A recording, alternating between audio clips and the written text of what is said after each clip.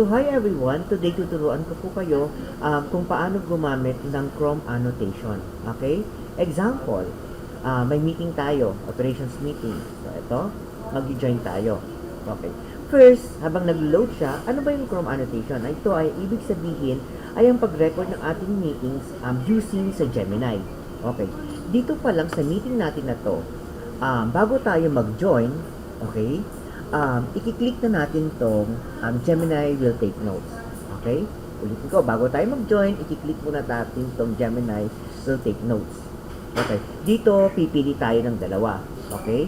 So, dito Gemini will take notes. Ang ibig sabihin na to ay yung mga iti-take note lang niya yung mga key points. Okay?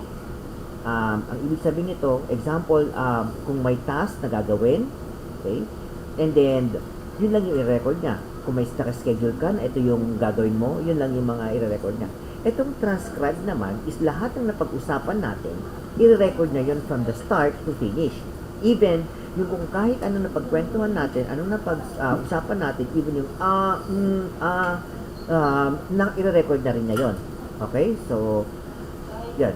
Bago tayo mag-join, i-close na natin to, then join tayo. Okay? Then kapag naka-join na tayo dito sa meeting, so mapapansin natin, transcribing, at saka nag-taking notes na siya kung ano yung mga napag-usapan natin. Okay? Then sa meeting na to guys, right after ng meeting natin, example, na-end na yung meeting natin, automatic po siya guys, na magkakaroon na po siya ng email doon sa email natin. So, ayan. So, mapapansin natin. So, nandito na yung operations. Ayan, operations meeting. So, ayan. Ayan na siya. So, may record na rin po siya. So, dalawa yan, yung transcribe at saka yung isa. Okay? And then, yung record niya. So, yun. So, ganun lang siya kabilis.